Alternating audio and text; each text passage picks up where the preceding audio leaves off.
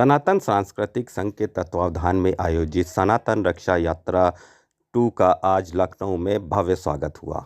इस यात्रा का उद्देश्य भारतीय संस्कृति, सनातनी मूल्यों और धार्मिक धरोहरों की रक्षा के लिए जन जागरूकता फैलाना है।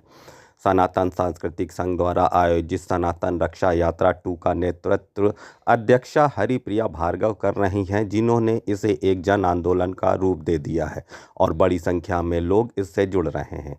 सनातन सांस्कृतिक संघ द्वारा आयोजित सनातन रक्षा यात्रा 2 ने कानपुर से आरंभ होकर लखनऊ तक का सफ़र तय किया तथा यात्रा के लखनऊ पहुंचने पर हज़ारों लोगों ने इसमें भाग लिया।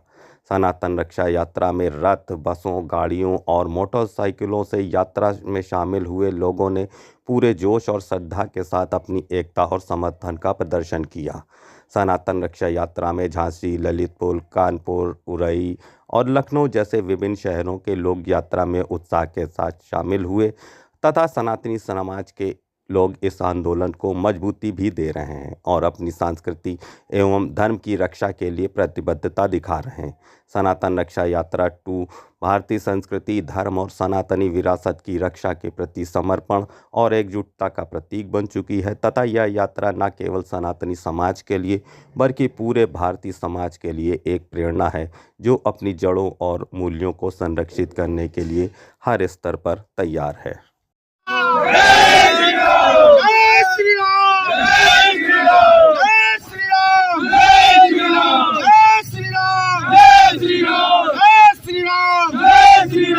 जो हिंदू हित की बात करेगा वही देश में राज करेगा। हिंदू हित की बात करेगा वही देश में राज करेगा। सनातन सांस्कृतिक संघ के बैनर तले हम सभी सनातनी हिंदू बहन भाई राजेश जी, राजेंद्र जी और कमल और मनोज जी, ये सब लोगों ने मिलके झांसी मुक्ताकाशी मंच से हमने इस यात्रा का शुभारंभ किया है, जिसमें 2,500-3 हज़ार लोग शामिल हैं, जो पूरे बुंदेलखंड के अलग अलग गांव और तालुका से आए हुए हैं।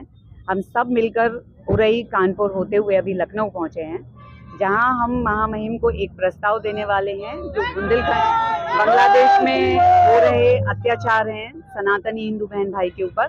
जैसा कि आप सभी जानते हैं कि सनातन का परंपरा से चलने वाले 4 धर्मों की हम बात कर रहे हैं, जिसमें वैदिक, जैन, बौद्ध, सिख आते हैं, और वो सभी मिलकर के ये प्रयास कर रहे हैं कि बांग्लादेश में हो रहे अत्याचारों को रोका जाए। गौ माता की जो खुलेआम हत्या हो रही है और उसके बारे में जैसे प्रचार किया जा रहा है, वो रोका जाए। वहाँ मंदिरों की, गुरुद्वारों की, जिनाले की, सबकी सुरक्षा की जाए।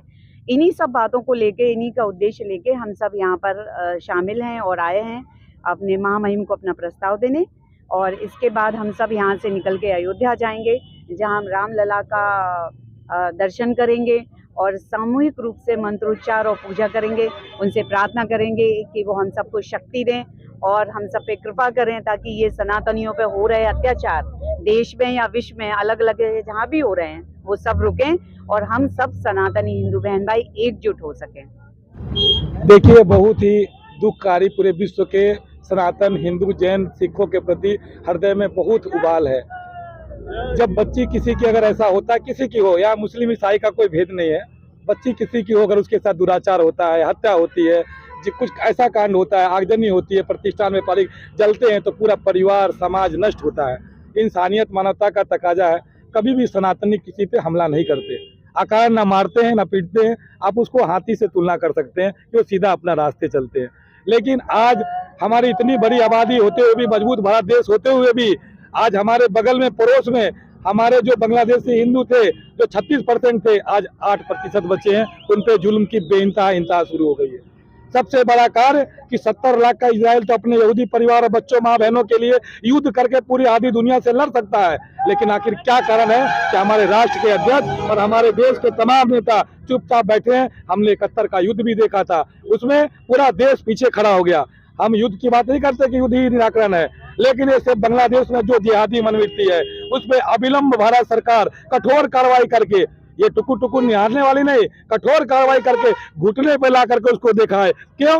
क्योंकि उसका कोई वजूद उस देश का नहीं है। वहाँ पे एक पैशाचिक वातावरण बन चुका है, इसीलिए भारत सरकार तुरंत इस पे रोक लगाए। दूसरा, कुंभ से पहले हमारी गंगा को अविरल निर्मल करे। बहुत हो चुका गंदगी, गोमती गलती हो रही है, नाला बना के रख दिया। इन अफसरों के पास में कोई प्लान नहीं है, कंकर पत्थर के फ्रंट बनाते हैं और सारे नालियों का पानी डाल देते हैं। योजना एसटीपी बनाते हैं, रात में एसटीपी खोल देते हैं। पूरा अरबों रुपया देश का जा रहा है, कोई इस पे टोटने वाला नहीं है, रोने वाला नहीं है। हमारे लिए प्राकृतिक उपहार है जल, नदियां। ये अगर नष्ट हो गई, गंगा नष्ट हो गई, चली गई, तो हमारे आने वाली पीढ़ियों को जल नहीं मिलेगा, त्राहिमाम मच जाएगा, वाटर ड्राई सिटी हो जाएंगे। हमें इस पर सोचना होगा। ये विकास कंकर पत्थर के रोडों से नहीं होता है, विकास होगा प्रकृति की रक्षा से। इस पर अधिकारियों का कुछ भी ध्यान नहीं है और सरकारों को, हमारे देश के प्रधानमंत्री जी गंगा को अपनी मां मानते हैं और हम जानते हैं उन्होंने बहुत प्रयास किया है। योगी जी भी धार्मिक व्यक्तित्व के स्वामी हैं। हम मांग करते हैं कि कुंभ से पहले एक भी नदियों में गंदा पानी ना जाए, चाहे गोमती हो, चाहे पांडु हो, चाहे सरजू हो, और हमारी गंगा में भी कोई गंदा पानी ना जाए। दूसरी और तीसरा महत्वपूर्ण, गौ हत्या बंद हो। हमारी माँ है गौ, आपको जो खाना खाइए, हमें रोक नहीं है, हम रोक भी नहीं सकते, लेकिन गौ से हमारी श्रद्धा है। तो समाज और मीडिया के बंधुओं, आपसे करजोर निवेदन है कि आप हमेशा हर राजनीतिक मुहिम में साथ दिए। इस मुहिम का नेतृत्व हमने बहन हरिप्रिया जी, स्थानीय लोग में कमल सहगल जी, राजेंद्र कुशवाहा जी और मनोज जैन जी, ऐसे तमाम समाज के वर्ग के लोग आप देखेंगे इस कड़कड़ाती ठंड में रोड पे उठ रहे हैं। और ये 2500 की संख्या तो ललितपुर की है, कानपुर के भी बसों की संख्या है। हम हजारों लोग आए हैं, हमारा रजिस्ट्रेशन 47,000 से ऊपर का है। हमारे पास साधन नहीं है, कुछ दानवीरों ने, कुछ प्रयासों ने, इन सब कार्यकर्ताओं ने ये सब व्यवस्था की। हम ठंड में सो रहे हैं, रजाई कंबल भी बहुत नहीं है, समाज उसका भी किराया ले रहा है, लेकिन हम जूझ के लड़ने के लिए यहाँ पे उतरे हैं। इस लखनऊ की धरती पे झांसी से आकर ये संदेश देना चाहते हैं कि भारत सरकार के जिनके पास नीति है वो इस बात पे विचार करे, अन्यथा कुंभ के बाद हम बहुत बड़ा आंदोलन लेके दिल्ली में बांग्लादेश की एम्बेसी और उसके साथ ही यूनाइटेड नेशन और भारत सरकार को भी अपना सामूहिक रूप से अपना ताकत का एहसास कराएंगे, उतरेंगे और आप सभी ये संख्या को देखेंगे। धन्यवाद। ये इसका प्रथम चरण बागेश्वर धाम से दिल्ली तक रहा। ये द्वितीय चरण की यात्रा है। ये झांसी से चल के और अयोध्या धाम तक जा रही है। आज इसका द्वितीय दिन है, दूसरा दिन है, जिसका लखनऊ में भव्य स्वागत हो रहा है। और इस यात्रा का मूल मकसद ये है कि जो हमारा बांग्लादेश में हिंदुओं के साथ अत्याचार हो रहा है, अनाचार हो रहा है, दुराचार हो रहा है, उसके खिलाफ हिंदू एकजुट हो। और हम सरकार को भी संदेश देना चाहते हैं कि सरकार कड़ा कदम उठाए।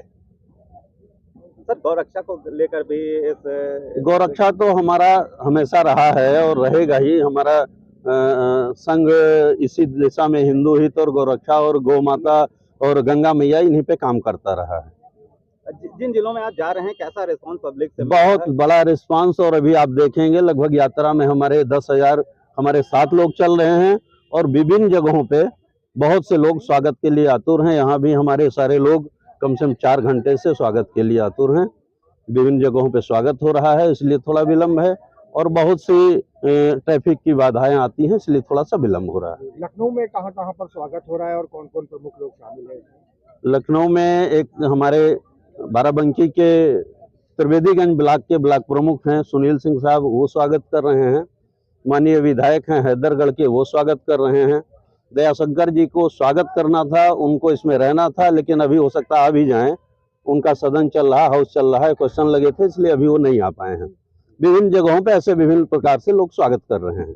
यहाँ मैं प्रमोद तिवारी, मेरे नेतृत्व में कार्यक्रम हो रहा है स्वागत का। क्या लगता है आपको कि सनातन को लेकर के कितना कुछ यात्रा संदेश दे पाएगी? बहुत बहुत संदेश, लोग जागरूक हो रहे हैं। आपको रिजल्ट दिख रहा है, बहुत एकता दिख रही है हिंदुओं में और बदलाव भी दिख रहा है। देश में बहुत सा बदलाव दिखा है आपको।